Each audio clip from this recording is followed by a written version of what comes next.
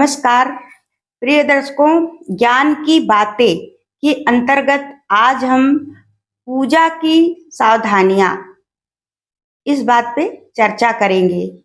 तो हम जानेंगे कि हमें पूजा में क्या सावधानियां करनी चाहिए। पहला तो हमें बिना आसन के कभी पूजा नहीं करनी चाहिए। बिना आसन के पूजा नहीं करनी चाहिए। कुछ आसन अवश्य ही हो, वैसे तो ऊनी वस्त्र पवित्र होता है, तो ऊनी आसन हो तो बहुत ही अच्छा है, नहीं तो कोई भी आसन अवश्य ही होना चाहिए। और दूसरी कि हमें खड़े होके पूजा नहीं करनी चाहिए। पूजा हमेशा बैठ के करनी चाहिए। खड़े होके पूजा, हम जब नदी सरोवर में स्नान करते हैं तो जल के अंदर यदि हम हैं तो खड़े होके हम पूजा कर सकते हैं, अन्यथा हमें खड़े होकर के पूजा नहीं करनी चाहिए। और तीसरी बात यह है कि हमें बासी फूल, भगवान को मुरझाए फूल कभी नहीं अर्पण करना चाहिए। इससे हमें बचना चाहिए।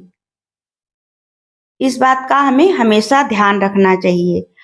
और चौथी बात यह है कि गणेश जी को, देवी जी को और शंकर भगवान को तुलसी पत्र नहीं अर्पण करना चाहिए।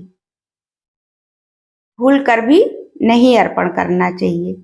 गणेश जी को, देवी जी को और शंकर जी को तुलसी पत्र नहीं अर्पण करना चाहिए। और विष्णु भगवान को चावल, अक्षत जो होता है, नहीं चढ़ाना चाहिए। इससे बचना चाहिए, भूल कर भी नहीं चढ़ाना चाहिए।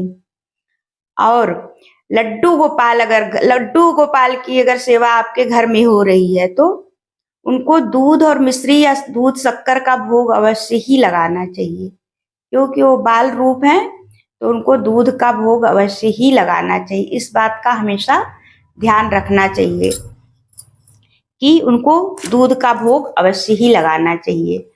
और विष्णु भगवान की पूजा में, विष्णु भगवान की पूजा कर रहे हैं आप, राम भगवान की पूजा कर रहे हैं, कृष्ण भगवान की पूजा कर रहे हैं या हनुमान जी को भोग लगा रहे हैं, तो उसमें तुलसी पत्र अवश्य ही होना चाहिए, क्योंकि भगवान बिना तुलसी पत्र के भोग ग्रहण नहीं करते हैं।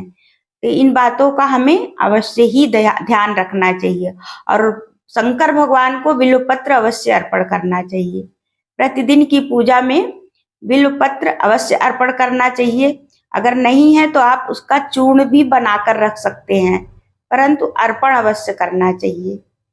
ये छोटी छोटी बातें हैं जो कि हम पूजा में गलती करते हैं, तो इस चीज का हमें हमेशा ध्यान रखना चाहिए।